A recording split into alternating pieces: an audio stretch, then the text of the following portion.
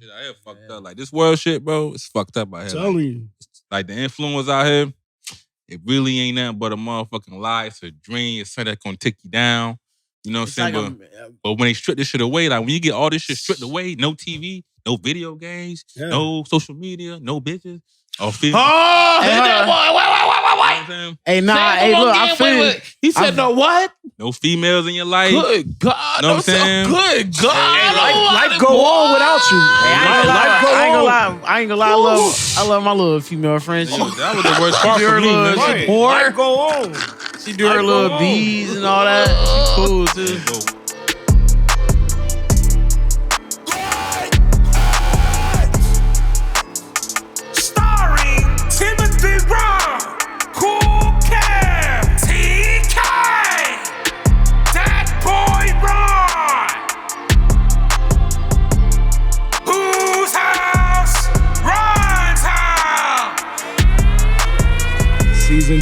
Season 2. Ladies and gentlemen, this is Great Apes Cafe. I hope we are live and direct on the airwaves. Click that like button and subscribe to the podcast. Man, how's everybody doing? I gotta introduce everybody, man. I ain't see them niggas in a month. How y'all been? I'm feeling all right, man. Go ahead, tell the world who you is. It's your boy Cool Kev, you know what I'm saying? Greatest smile. No. What's up, man? It's Talk of the town, Kev. Go ahead, introduce yourself. Oh, you already know. It's the biggest boss. If you don't know, you lost. It's Top. Had a good one, man. Okay, who you, Chief? Man, my name Ron, man. You know, you're a little nervous, y'all. My boy Ron. I'm a little nervous. I'm new to this. You know, I'm just trying to see what's going on, man. Okay. I had to interview Ron. He got some things. I know that he want to make sure he vibrate and talks with everybody with. And I appreciate you having here in his beautiful house. I appreciate him having us here.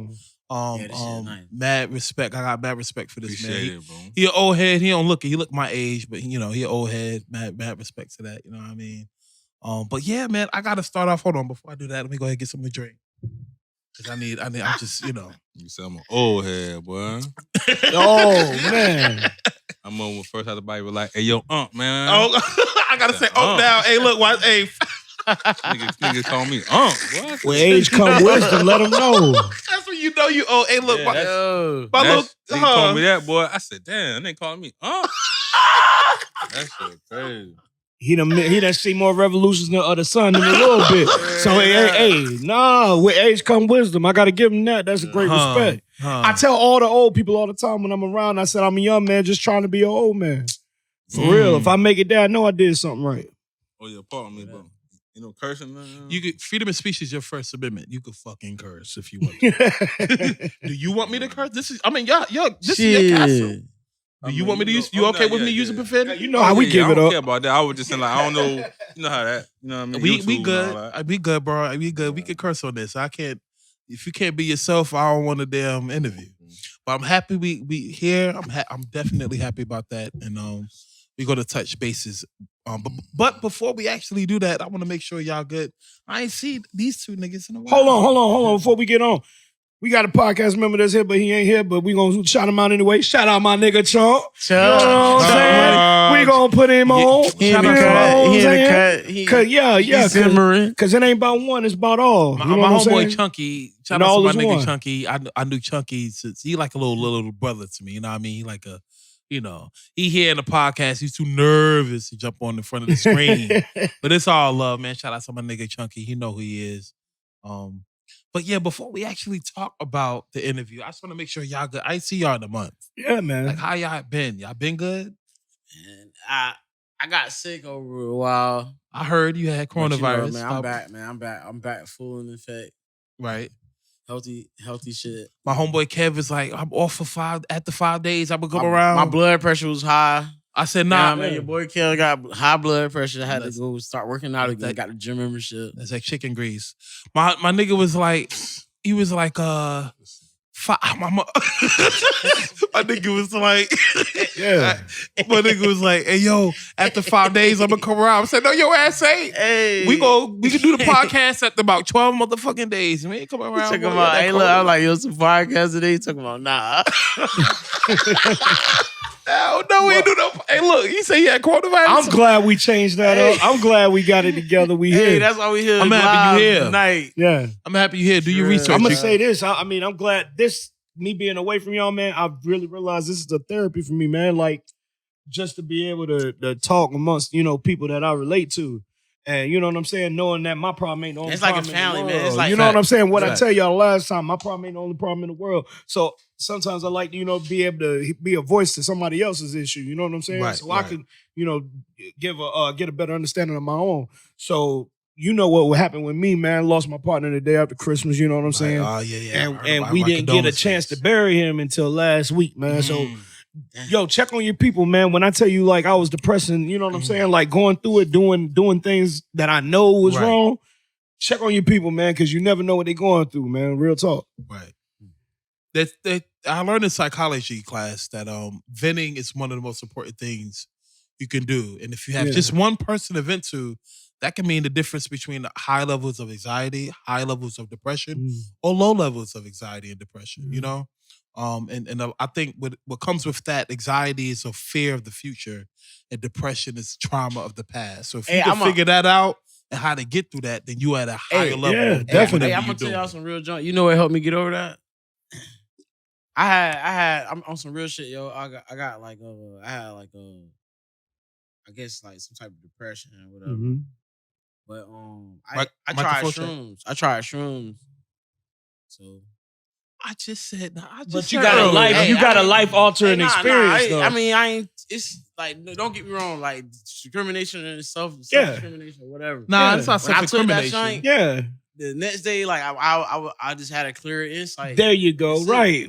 I don't know how everybody else trip was. Right. I ain't seen no elephants. There are certain psychedelics that can alter your mind. I was connected. Yeah. And I finished. Get the fuck. He said I ain't seen no elephants. But let me say this, Tim. There are certain psychedelics that can open your mind up to the point where if you were in your regular mind, you wouldn't be able to touch that. So, you know what I'm saying? Because depression puts walls up. Depression is nothing but a wall. When you look at anger. You know what I'm saying? When you look at the research, you're absolutely right. Right. Sometimes I really don't like agreeing with y'all, but when you really look at the research, it is true that when it comes to certain medicinal drugs, and I hate that even label it as a drug because it's actually natural. But when you look at some of the mechanisms that happen in the brain, it helps cope with some of these depressions and alleviating your body to be in a better state than what it is. And they've been doing it for thousands of years. You look at before us. Yeah. Oh yeah. So what y'all saying is not technically incorrect. Mm-hmm.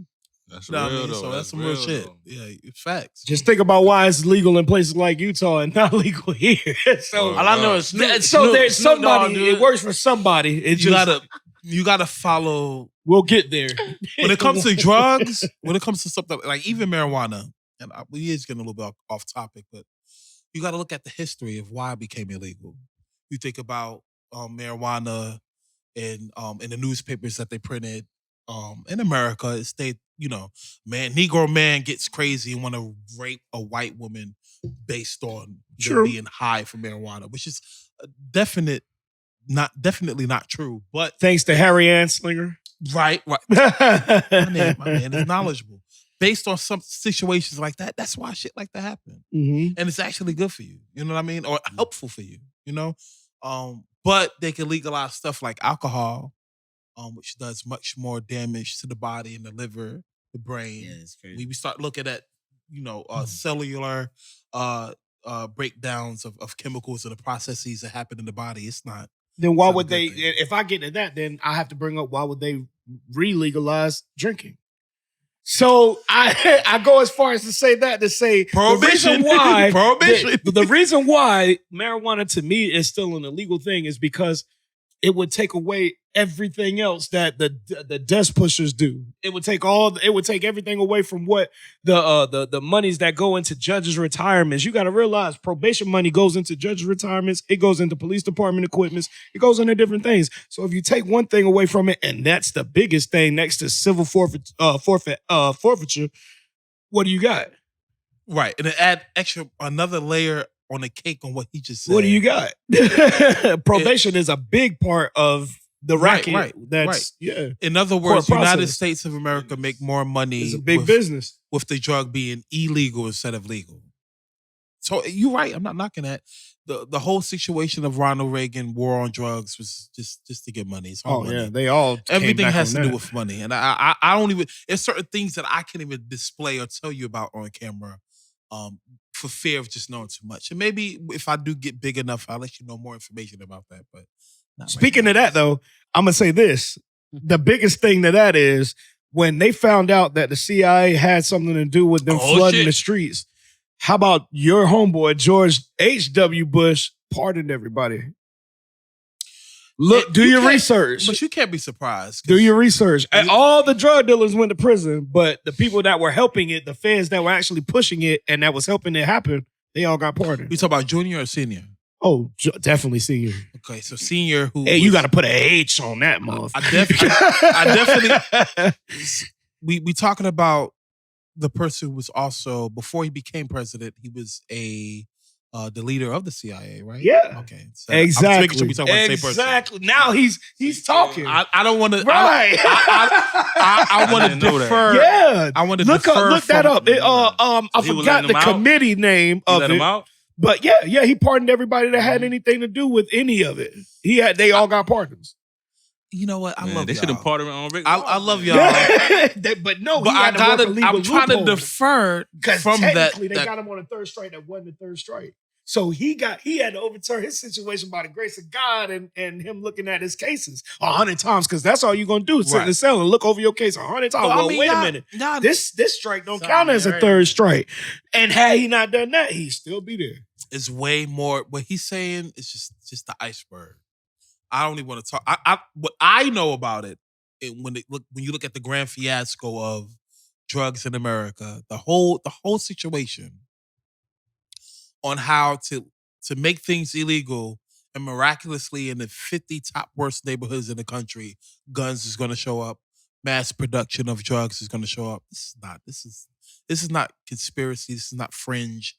There is a reason behind everything that's happening. And I right now cannot divulge what I know to be a truth, because it would be a fearful thing to do. So anyway, let me switch subject. I do agree with you. But that goes in the... I do agree with you. Right. But for the sake of everybody here, I'm switching the subject. Yeah. Because United States of America government don't really care about you. You know time again. Let's be real. Think about the prison industrial complex of America. America is supposed to be the freest country in the world, yet we have more people incarcerated than any other country in the world. But let's not talk about let's talk about the prison, the pipeline system too, that they just figured out was an existing pipeline when they got the two judges for sending over 40-something kids straight to prison, like school to prison pipeline. They found out that they were getting paid like $2 million to send them kids to private prisons. They get extra money. And I think that happening right under our noses. When it comes to the whole the practice of private prisons, I think that in itself should be abolished. I also want to state that, yes, Michael Jordan does not own prisons. There's a white guy named Michael Jordan who owns prisons. But there's a lesser of two evils. So don't try to come at Michael Jordan. My homeboy Jordan don't own prisons. Isn't there a lesser of two evils to that? If you cancel privatization, then you do have a government interference of that. And when you look at the history of government, that would blossom federal prisons overnight. To me, that's that true. would blossom. I did time in a private prison too, yo. But I'm gonna tell you what's disgusting. I'm gonna tell you what is disgusting though. From the feds to a private, it's completely different. The problem I have with just the whole concept of private prison, in the concept of federal, I'll get to the federal in a minute. But when you look at the privatization of the prisons, it's like it's a fucking franchise. You know? Yeah. So let's say if I own a prison. And right? Bob Hope is the man. The state is going to give me a check, and I'm gonna get government money from the Fed based on a quota of how many people I have in the prison. Mm-hmm. I'm gonna get a stipend for the amount of money that they have to get used to eat. I need every bed filled up in my prison, so I need the government to send people for the prison. I need more shit to be illegal for them. You see the problem? But what are you worth to them a day? Think about this. What are you worth to them a day? Or what are you worth when you're making trades for their products that they're bringing you? Let me give you an example. Think about on both sides. What is worth more to them? You being housed there or the products that they're bringing to you? Think about this. Bob Hope, Price is Right, was the man of all Let me ask you this question. Toothpaste, I agree. everything. You know what I'm saying? I agree with you. You got it right. But what happened? What makes more? The things that you got to buy when you already got to get here, or me housing you when something already built? right. When slavery happened, think about it. Why do minutes go up? What on happened the phone? to prisons then, though? Let me interject. Hold on. Let me interject. When after slavery was abolished, what was the new slave system for black people? Right. And what came along that with Jim Crow? Codes? Who built them railroads besides the Asians? Don't come at my Asians like that now. We did. Right? Exactly. And Indians. And Indians. This is just the railroad system. We're not even talking about the highways and shit on the Eisenhower. Oh, we know who the Tar Heels are. We know where we come from. When you look at the prison industrial system, it's always about the money. It's never about justice. Sorry. Next to cotton and tobacco, what else? What else was here that black people didn't have their hands on? What else did we have agriculturally? What else did we have that wasn't here? Tobacco and cotton. Jump down, turn around, pick up that. Jump down, turn around. I'm sorry, I got that Ludacris song stuck in my head. It's called Potion. Look it up. But anyway, now you're. It's not tobacco anymore. It's not cotton anymore. It's you. Right. You're the biggest commodity to the government. You're the biggest. Why? It's easy. I asked, like I said, going back on this, I asked Governor Cooper in a letter after he won again and told him, hey, I'm your constituent. I just want to know something. Since you got 4 years in, let me ask you a question. You've probably been there a while. Maybe you're versed in it. How many people, what's the disparaging ratio of black to white convictions on marijuana? I got my answer the very next Monday. Really? Really, really. So Cooper sent you a fucking message. He didn't send me one back. He sent it out in a letter to overall letter that he put out. Okay, in a statement, and then they took the statement and they put it on Star News and all of that, like all the main, all the news because. So Cooper actually responded. Yes. What was it? Do you remember this? It was overwhelmingly disparaging. Like overwhelmingly, like they even had some columns where they took old retired police and deputies' statements and said, well, what did you get when you had stops and stuff like that? Well, and some of them were just being honest. Some of them had a feeling more so than they knew that there was marijuana in the vehicles. And that was just one part of just the search and seizure. We're not even talking about getting to court where they automatically hitting you with an 18-month sentence and telling you there's nothing else you can do but plea out to it. Think about that. Let me tell you why. That plea deal, let me tell you something about the plea deal system in America. It's very scary. It's simple. And it's take our time on it. It's very convincing. The fear factor in a plea deal, because I took a plea deal. Yeah. And I got in trouble.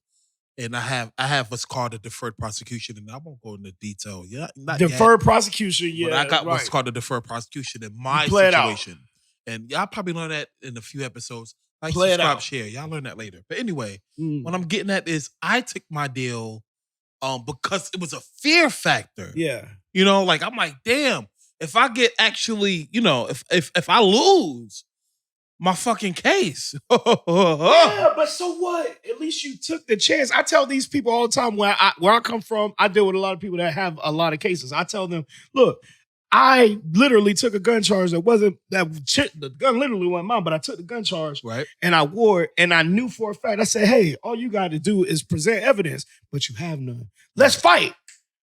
What they expected me to do? Man, just take the plea, man. The lawyer begged me, take the plea. Nah, man, let's fight. If they really want to go to war, let's go to war. How about they send a letter to my attorney? Yeah, we're just going to go ahead and drop all charges. A charge is just a charge until we get there. If you plea out already, what fight? I agree with you. Yeah, what court case? What? Let me interject. Ron, what you think about that? Do you agree? When it comes to situation, if you plea out, you play it out. You plea out, like what you know, ain't no fighting after that.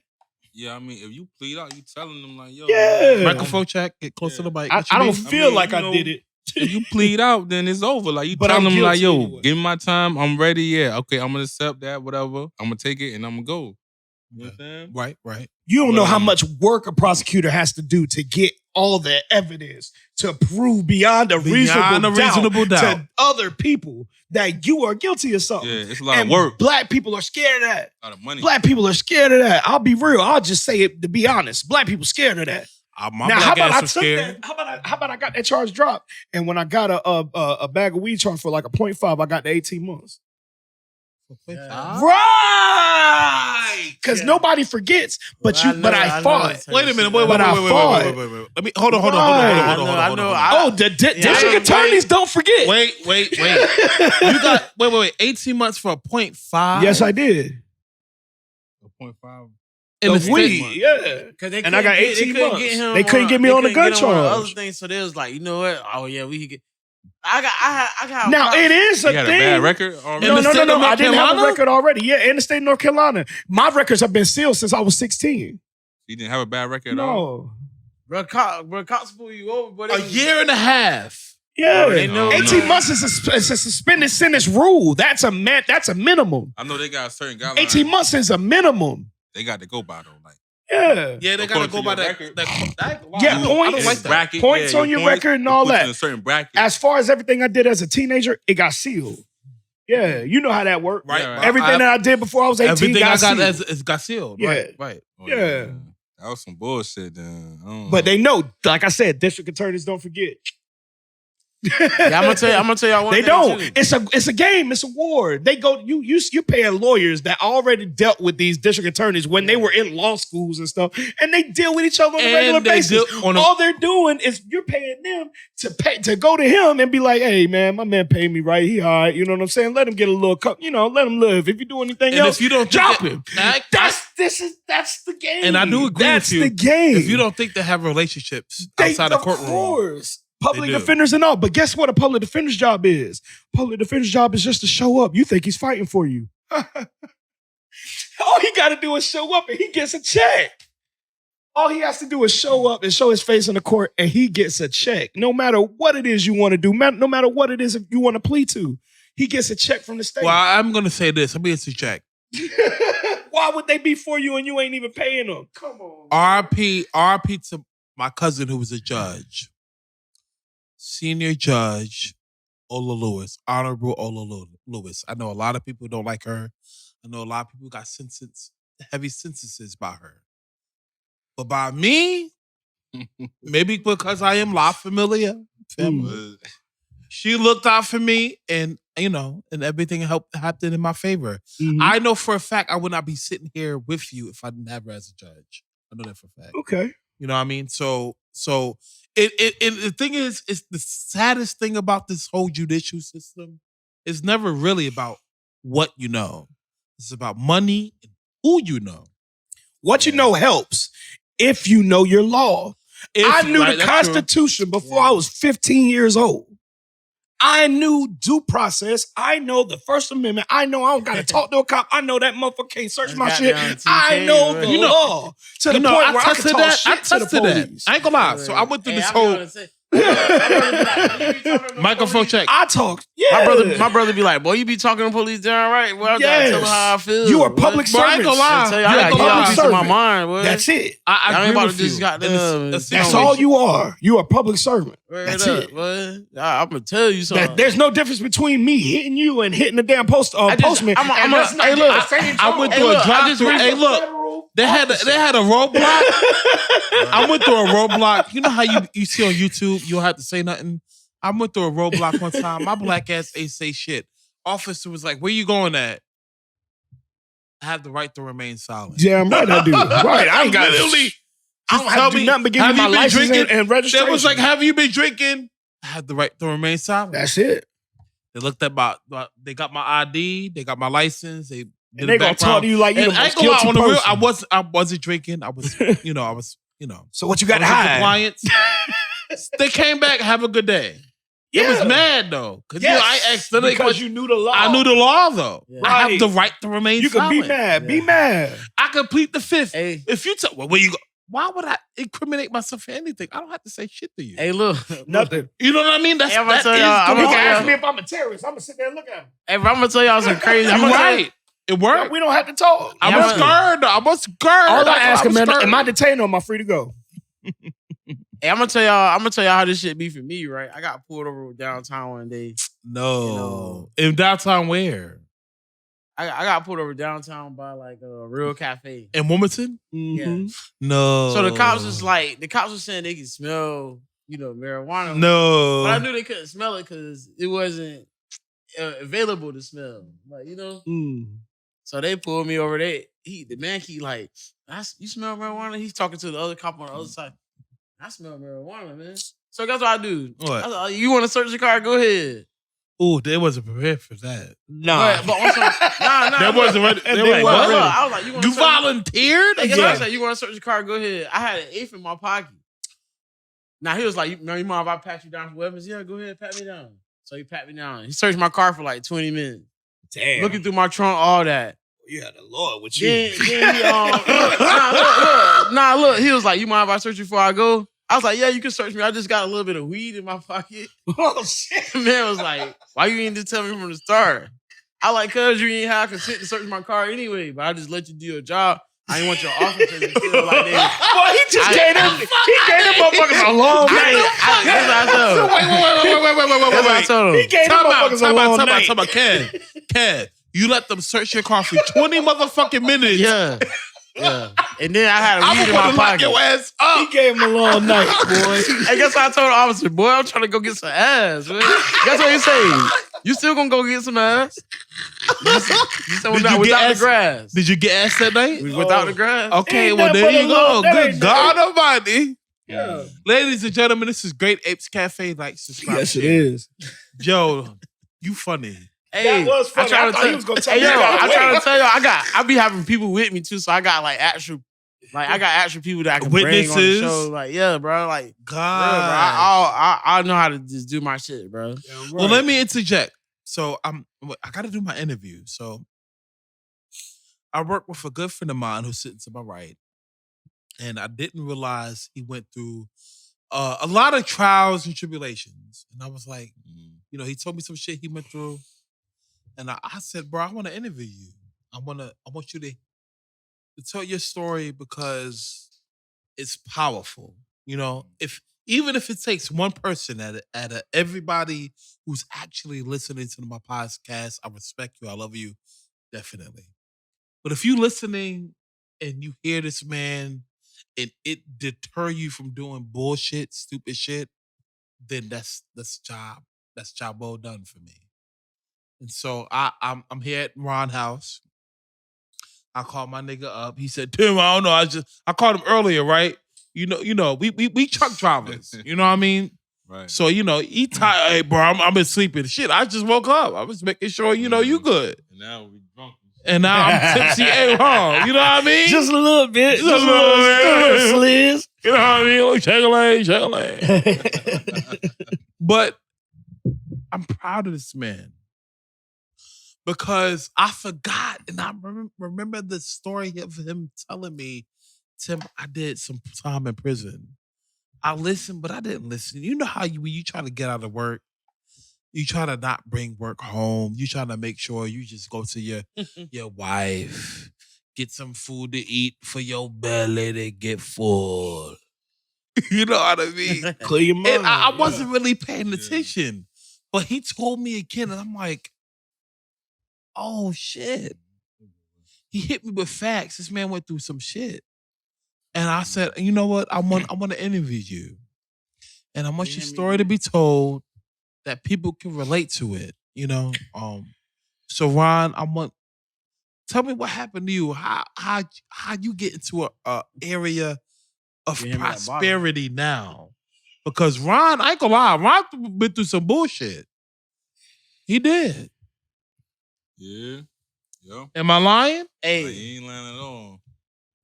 You ain't lying. how long you was in there, bro? Go ahead. I just gotta ask though. Go ahead and introduce yourself. What happened? I just gotta ask. I mean, well, what happened was, keep it all Microphone the way 100. Keep it all the way 100. Like, nigga was young. Niggas ain't really had no type of. And I believe, a lot of dudes, man, on demise, getting in trouble and shit and catching them long beds. It be because they just don't got no understanding, bro. Niggas be young. Facts. Ain't no type of male figure in your crib putting you on the game. Niggas don't know nothing. They learning everything from their homeboys. So niggas is learning from each other. And don't nobody know shit. Yeah. So, niggas ain't telling me, bro, listen, bro, tighten up, bro. Don't get no felony. Because if you get a felony now, man, you'll never be able to own no firearms. You know what I'm saying? I ain't never hear that type of shit. You know what I'm saying? That shit would have made me think different, bro. You know what I'm saying? Yeah. I ain't know I couldn't get no gun if I ain't, you know what I'm saying? If I got knocked with a felony. Like, Right. I ain't learned that until I got the felony. You feel me? So, just different shit. Like, but see, people, that's how people do that. Try to line you up and shit like that. They already know. Yeah, but the thing is, people will try to line you up on stuff like that because they already know how it go. You know what I mean? Yeah. Like that's like the crab in the bucket effect. Oh, I got a felony, man. Shit, we gonna get you some felony too. Right. Shit, we might right. felony too. Right. So not everybody, you trying to pull everybody. Everybody pulling on each other, pulling everybody down. On the low though. You know what I'm saying? Yeah. Niggas ain't been like, you know what I'm saying? You don't know that though, but that's really what's going on. It be bigger than what you think it is. Yeah. It's always bigger than what you think. Yeah, bro. By the time you realize it's bigger than what you think, you're already in trouble. Ain't nobody putting nobody on in no game, bro. Right, feel me? Right. Niggas is hating. You know what I'm saying? Right. That's basically what it is. You know what I'm saying? I done fucked my life. I ain't about to turn nigga on no game. Microphone check. I was blessed to learn from the people that came before me. You know what I'm saying? Like I tell people all the time, man. Like what one person do don't mean that determine what you got to do. Like that's real. But guidance is a big key. Guidance is a big key. I realized that at a young age, I had to be wary of pretend gestures of admiration and agendas. Mm-hmm. And I learned that when I was like 14, 13 years old. So when I got in trouble, it was always on my own. Everything I did was on my own. And I realized the last time I got in trouble, my cousin, RP the Judge Ola Lewis, she said, Timothy, I sent my own brother to prison for 25 years of life. Do not think for 1 second I won't send your black ass to prison. And I was scared because at that moment I realized this woman ain't lying. And I was 16 years old the last time I got in trouble. And by then I got charged with 14 felonies. 14. 14. I ain't mean to. See, I don't know your story yet. He keeping that close. He keeping his story for gangland or something. I don't know. I'm gonna find out his story. He keeping it close. I ain't figured him out yet. Dang, everybody gotta keep secrets. Well, you will find out, and my audience will find out in the future. I won't disclose that now. That's spooky. Boy, because I don't want people to judge I'll me. get that Freedom of Information Act on your ass. We gonna find out. Well, you gonna have to pay some money. You have to pay some money. It's out there. But what I learned was, it's not about what you're doing. It's not about how you're doing. But it's how you prepare to change your mindset. It's not about even who you hanging out with. I hate when I hear people say, "Oh, I had bad company." No, nigga. If motherfuckers told you to jump off the bridge, are you gonna jump off the bridge with them? Right. No. Right. You have to change your own ideology. What sacrifices are you willing to make? When my own mother, my own flesh and blood, when she overdosed, I said, before that, I said, Mom, I love you. I want you to change your life for you, not for me because I want it, not for my father because he wanted it, not for my family. I want you to do it. You know what I mean? You understand what I'm saying? You are your own God when it comes to... What about when you were a kid, though? You learn as a child. You just learn from your environment. That's all. But as a child, your child really don't know anything. Like, can you say, that's on you, not because your environment or the guys you hanging around, like it's all your fault as a child? Yes and no. Because at what point when a person must learn, what's the legal age of a child becoming an adult? 18 by the law. The question is, in Egypt, at the age of 13, you was allowed to become a parent. To have sex. You don't know enough at 13, though. At 13, you don't know enough. That's absolutely right. Let me tell you something. I hear even my cousin. I have a cousin right now. I gotta talk to him because he's addicted to methamphetamine, and he know exactly who you are. I won't say your name because I have love for you, but at what point is the deciding factor of choice? We all have choice. We all have a destiny of choice. If we don't have anything in fucking common, I'm not that tipsy, but I'm aware enough to realize this. You have choice no matter if it's positive or negative. Because when you really think about it, that's a perspective. If I kill somebody you said that. If I kill somebody right now. Perspective, right? Yeah. If I kill somebody right now, one can say, but that's wrong. But if that person was a murderer or a rapist, then it's justified. Okay. When it comes to criminal activities, we justify it unconsciously. Shit that I did, I could easily justify it. But that doesn't make it right nor wrong. Yeah. Does it? Perspective-wise, let me go back on what you said. Hey, I ain't gonna lie. This shit That's a deep conversation. Let me go back on what you said. Right here crazy. Perspective-wise, let me say this.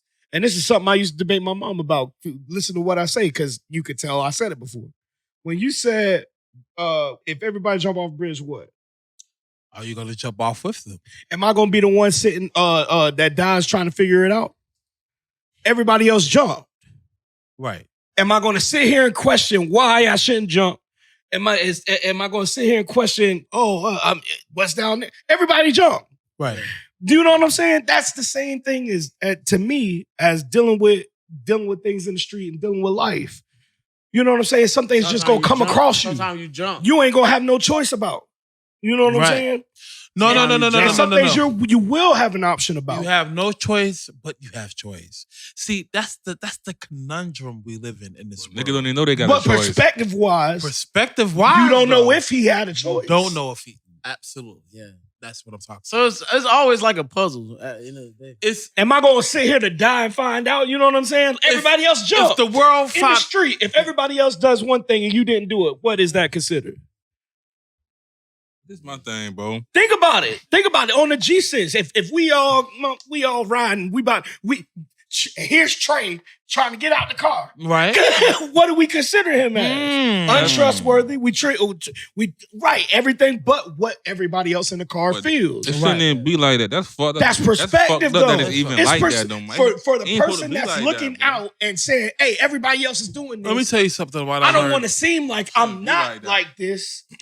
Right. The thing about it is, I feel like we as Homo sapiens, no homo, I ain't talking about, no, I said Homo sapiens, look it up. We as that species of humans, we failed to realize the most important thing that we have that make us different from animal is the fact that we can consciously... We got instinct. Not just I want to hear not just think for ourselves, but make a choice when we think it for ourselves. So animals don't have choice? Animals have choice, but animals don't have more free will than humans? Well, Homo sapiens sapiens. I'm going off of that. Homo sapiens sapiens. Hold on, right. I'm just going off of what was said. Hold on, wait a minute. When that deer ran across the street on your ass, motherfucker, he made a choice. That motherfucker could have sat his ass over there and waited. That motherfucker said he faster than you and your car. But when it comes to the deer, Every living thing has a spirit. But this is not, Good Apes it's not the Cafe. type of spirit what I'm talking about. Since we've been on a bestiality, not bestiality, but the beast situation, right? Let me digress and break it down. So, Ron, when you got in trouble, do you think you got in trouble because something you consciously did, or it was the instinct of doing? But when I got in trouble, bro. Was you in the spirit or was you in animal mode? I was in animal mode because I wasn't aware, bro. You was more on like tactical, right? Yeah, I was young. I wasn't aware. I haven't lived no type of life yet. Like I was a kid, bro. So I was unaware. So that was putting me like out there on like instinct mode because I wasn't moving off rational thought. What made you? I didn't know how to think yet, my nigga. What made you evolve your spirit? The fuck? Now he vaping. Oh. Yeah, that's the vape. That's a good alarm system. That shit threw me Hey, on. That's a good alarm system. I'm glad I got that motherfucker there. Shout out to my producer, DJ Barbarian. Tested my Please shit for don't me, vape. boy. I appreciate that. I'm gonna say this: his battery's fresh. Hey, hold on. Back to Ryan though. Hold on, man. So what elevated your spirit, my G? What made what made you want to like just go to the higher level? Okay, I'm gonna tell you what made me go to like boom. Before I went in, I was just like every other little regular young nigga, not knowing nothing, just moving off his instincts, just moving off what I was influenced by. So when I finally was able to get out of this shit, prison took me out of this shit. This is the Matrix, bro. But when you in there, it's like you being unplugged. You know how the movie, you know what I'm saying, they unplug you from that shit? Yeah. That's like that's what prison is.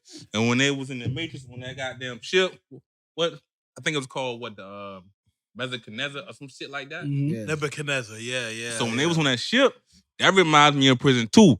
Cause they on the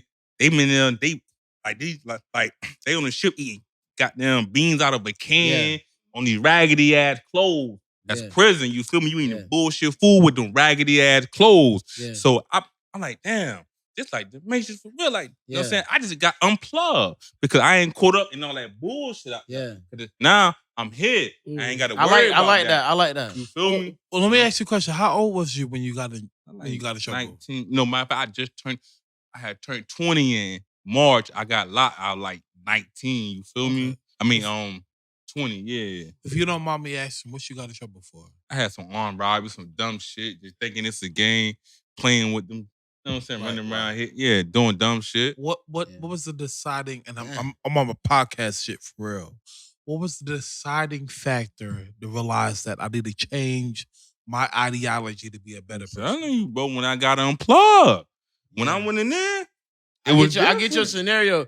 When you realize that you was it was different. Like when they took, I don't gotta bring him out. When they took him away from I ain't had the lifestyle, problems.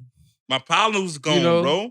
You feel me? Right. I ain't had them problems no more. I ain't feel like I had to rob. My nigga, I'm in prison.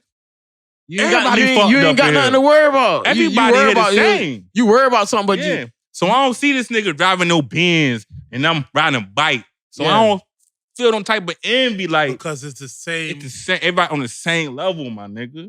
So on a Homo sapien level,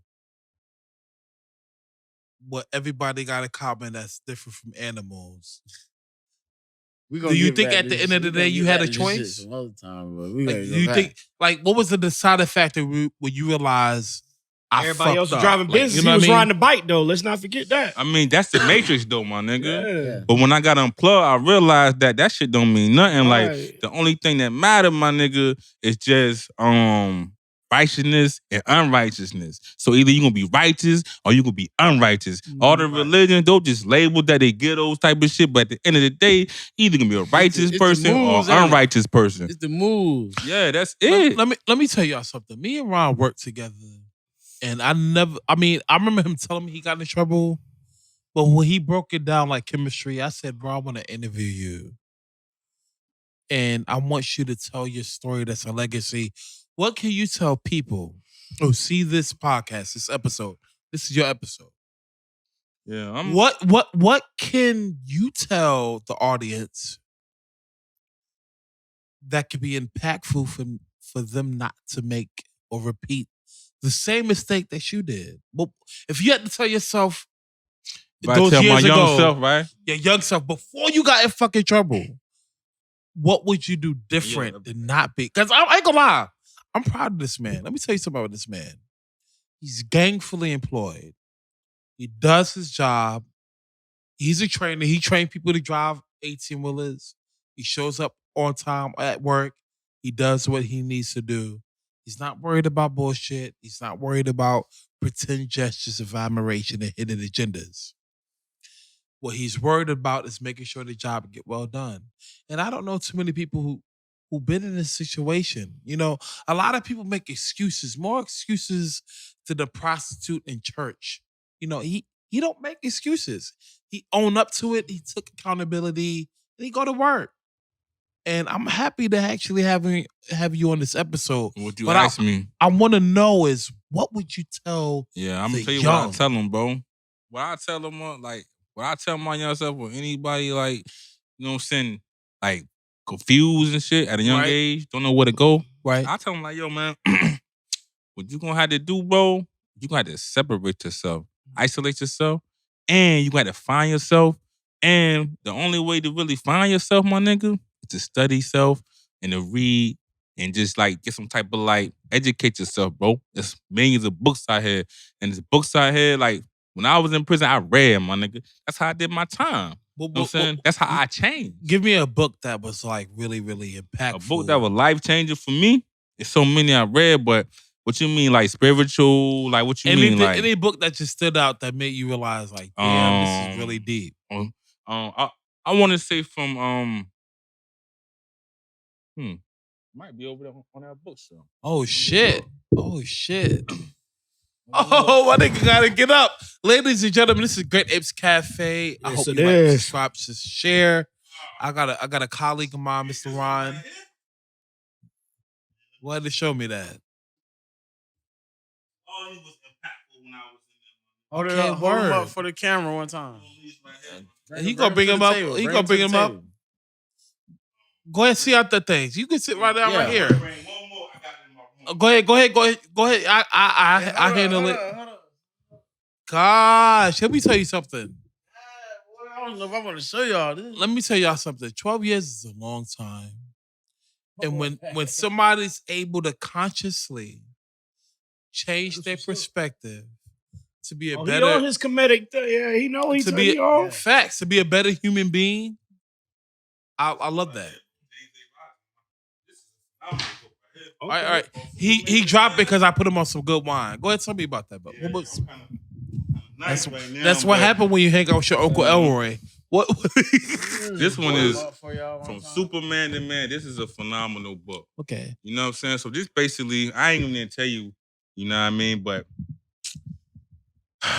this basically like a conversation between a black guy and a white guy. I forgot what year. Like I read this a long time ago. Like I read it in prison and I read it and when I got out, I bought it again. I read it when I first got out. I forgot what year it was. But it's in the past, maybe like 1970 something. I don't know. Okay.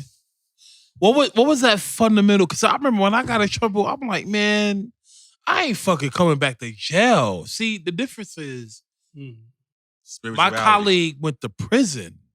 But what was that factor where you was like, man, bro, the moment I taste freedom. I should read this, bro. Yeah, What's the name of that book? What's that book? What that do for you right now? What's the name of that book? What's the name of that? What that do for you? Metal Netter. The Metal Netter. Now it's a series. Okay. You know what I'm saying? This is volume 2.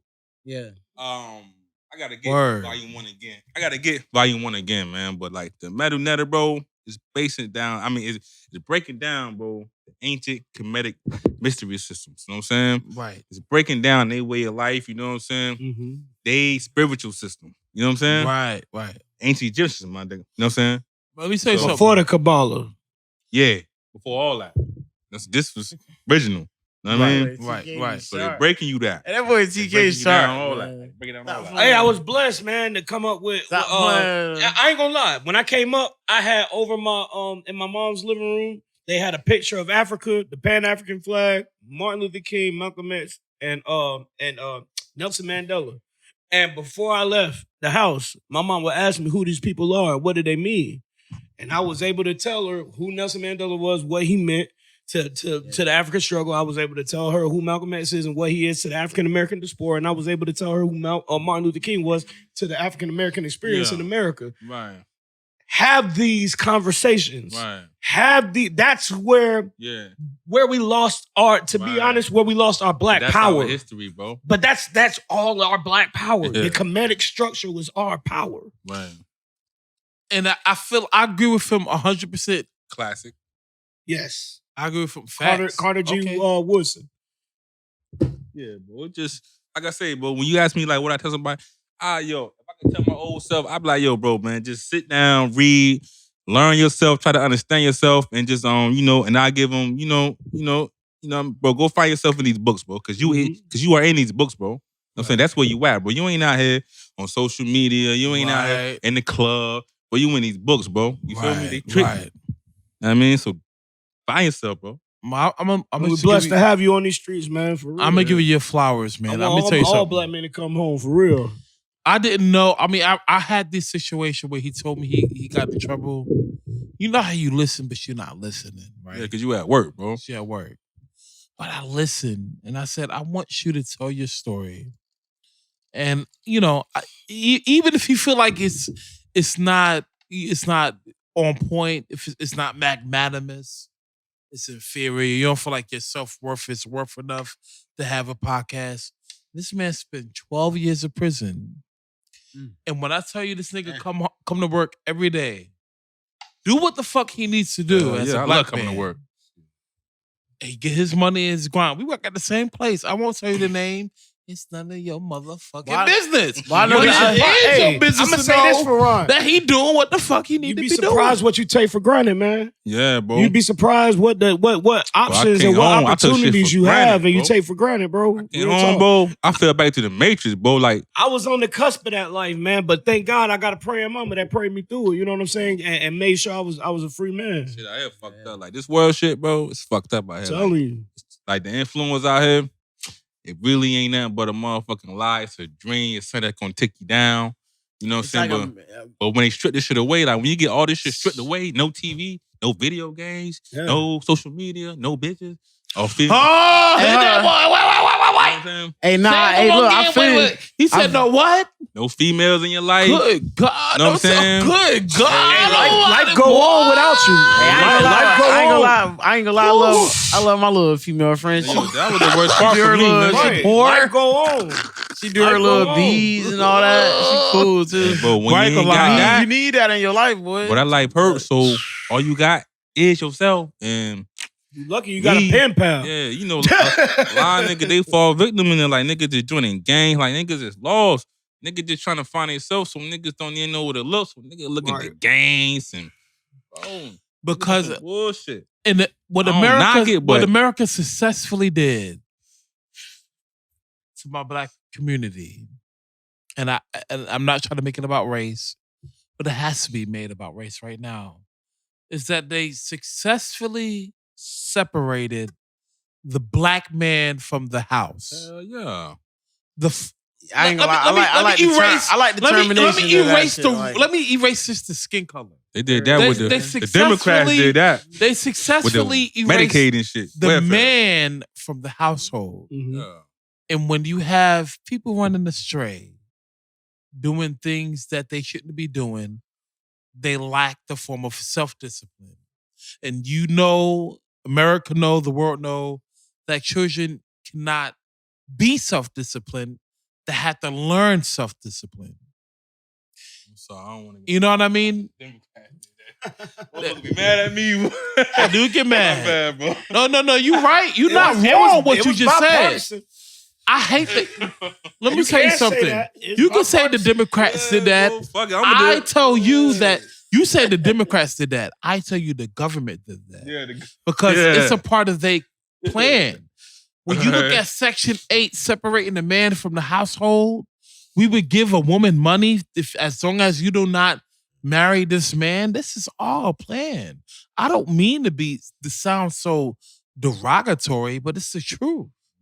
It's the utmost truth. And it's Democrats love black folks. So they're gonna be the one to tell you like, yo, man, we need these right here. You don't need no man, yo. We gonna give you this right here. Fuck a man, you know what I'm saying? We gonna take care of you. We gonna be your man. I don't know about love you, but they need you. Yeah, you know what I'm saying? and the thing is, most desperate people, they say they would agree with that. They listen to them because they love and black ain't folks. no race voting for Democrats but us like that. But so it's bigger than Democrats. And it's a whole separate episode, but I'm so happy. I'm so happy to see this man to my right get up and go to work every day. Yes, blood. And do what the fuck he need to do legally. This my man, yo. You know what I mean? What happened? I ain't gonna about the yard thing though. I won't go in detail about that. Yeah, we ain't gonna detail, but just know that. Know what I'm saying? I got another situation. I had an accident. My man witnessed it. And you know he came and told him, you know what I'm saying, the facts. Like, yo, this what happened. It wasn't his fault. That's what happened. You know what I mean? So, yo. Right. You know what I'm saying? That's a real dude, and man. you know who you are to the motherfuckers who hate the fact that he came out this on a positive end. You know exactly who you are. People who seen this, where we work at, I hope you see this. You know who you are. Let me talk. Well, give me 17 seconds.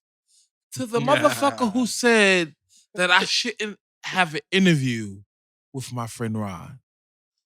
Fuck you. Who said that? Fuck you and whoever designed you. Because it couldn't have been God. It had to have been the devil. The devil. This nigga was hating on me like, and you know who you are. And you know who you are. On the job?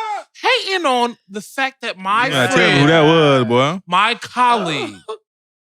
I know who it was, though. You already know who I know it who is. it was. You ain't even gotta. But I wonder why he would say don't have an interview. Like what? Like what would make him say that though? Like he don't even know me like that. I'm gonna tell you why he said that. You want to know why he really said that? Why? I'm happy you said that. The reason why this employee said what he said is because misery loves company. Oh, okay. When a man of age don't have all the things that he always wanted in life, That must and don't see interview himself Ron. miserable, they hate to see somebody else happy. Your happiness, sometimes your positive energy upsets they demons. Your positive energy upset their demons. I'm about to go into the matrix on him. I'm about to be on his ass, bro. I'm about to be a monster on his ass. No. Let me tell you something about this. I'm about to go on matrix on him, bro. I'm about to be on his ass. I'm gonna tell you something about this. Sometimes by saying nothing and watching a nigga dig at themselves their own hole, that's the best victory. Gonna be wondering why he ain't and you know who you are. I said no name. He don't say brother back to me no more. He prayed, bro. You know who he is. Listen, he's prayed, bro. He's fool, bro. He's nothing like. See, you got these niggas out here trying I didn't even say the name. We know we'll tell you after the podcast over what we talking about. That nigga's a fish, like, bro. Like, you is food out here, bro. He's worse than that. He ain't even plankton. Let me tell you something about plankton. Plankton is a good ecological substance that's needed for the ecosystem to work. Mm-hmm. He's useless. He's worse than plankton. He's nobody. But when you think about this, though, and I'm gonna give you a hint on you who know who you are. When you 60 years old, you have nothing to show for. You ain't got no offspring. You ain't got no yams. You ain't got no house. You got a little car. All they got is a good job. And a good job. That's a great, he got great free air. sadness. And you know who you are. But look what you got, Ron. You got a beautiful child that's about to come in this world.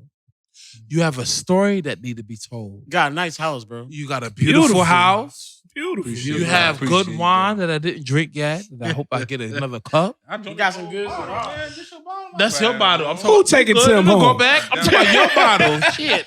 If he drunk my bottle, I hope I drink his. That's all I want to know. But what I'm getting at is you got a life to live. And you're not 60. I ain't mad. When you 60 years old, this is all I hope for. I'm not worried about the materialism in this world. I can't take none of that with me. I hope that my sons are able to learn one fundamental thing from anything that any podcast, any motherfucking episode, is you learn self-discipline, because self-discipline cannot be taught. It has to be learned. And pain, unfortunately, we as Homo sapiens have to learn bullshit through pain. Pain is what makes you stronger. Pain is the identifying marker that makes you a better human being. Ron had to go through some shit. Only Ron had to go through. Nobody else had to go through for him to be a better human being. Was through that pain. He had to go through that. And now when he look at himself now, and he look back at his old self, he could honestly say to himself, well, shit, I'm a better human being. I got a house, I'm happy. I got a wife or girlfriend, whatever, blah, blah, blah. Whatever he got is better than he had 12 years ago. You know what I mean? And I'm proud of that. Yeah. When I asked him, can I do a podcast, it wasn't for clout. It was the fact that he went through the most important fact to go through. Last nigga, you can get caught off. I ain't shit. Pain is necessary to grow in this world. This heartless world don't give a fuck about you. Especially people who do not look like you. I'm not being racist, but people who do not look like you don't really give a fuck about you. But what I see is the humanitarian, the humanity in Ron. The humanity of so many other black people who go through jail and prison. When I did that podcast with Larry Hoover Jr., everybody, oh, you doing this for clout? No. The humanitarianism, the humanity is the fact that a son want their father free. How many times, that's so cliche in Black America, their father is in prison. Their father is in shackles. Their father is not going to make it to home because they have to go through some bullshit that the family cannot know. How many times that happened? I'm not even including the 400 years of slavery. I'm not even including Jim Crow. Let that sink in. When I heard about my homeboy Ron's story, it touched me because I remember, Dad, when you see this, okay, bad, when your black ass was in prison, Daddy, when he was in prison, it touched me. I remember the time he couldn't make it that Christmas. But when he did make it to that motherfucking Christmas, Lord have mercy, that was an awesome motherfucking Christmas. Probably the best Christmas I ever had. Then I got that bicycle that my fat ass mama sat on and broke the training wheels, and I had to learn how to drive a bike. This guy crazy, man. R.I.P. to my mama. I'm just saying. I'm just saying. R.I.P. I'm not dissing my family. I love my family. What I'm getting at is pain is necessary to grow in this world, but it's so important that you learn from it. And I get tired of, like, even my cousin right now, you know who you are. He's addicted to drugs. He'd blame everything on his parents. Bitch, at least your parents had the audacity to have you in this world. They did their part. You gotta figure it out. You 21. Don't blame, I do this because my parents did this or somebody did that. Quit having all these blame games. Take accountability, just like my nigga Ron did. He took accountability.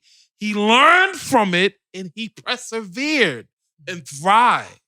This is why I have a podcast. This is Great Apes Cafe. Great appreciation for people, entertainment, and success. And I hope all of my audience learn from this. I hope my friends learn from this.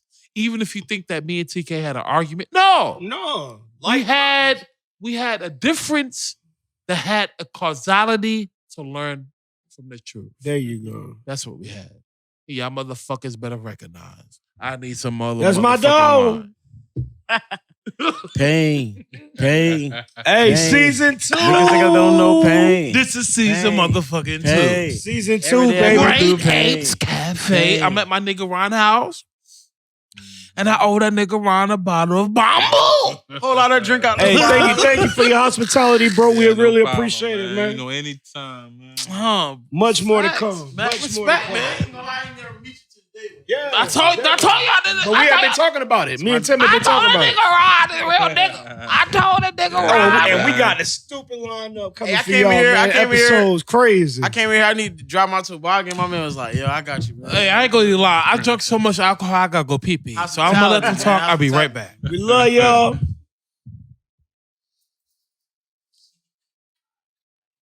My man. The alcohol burning that boy. Whole lot of drink out the bottle.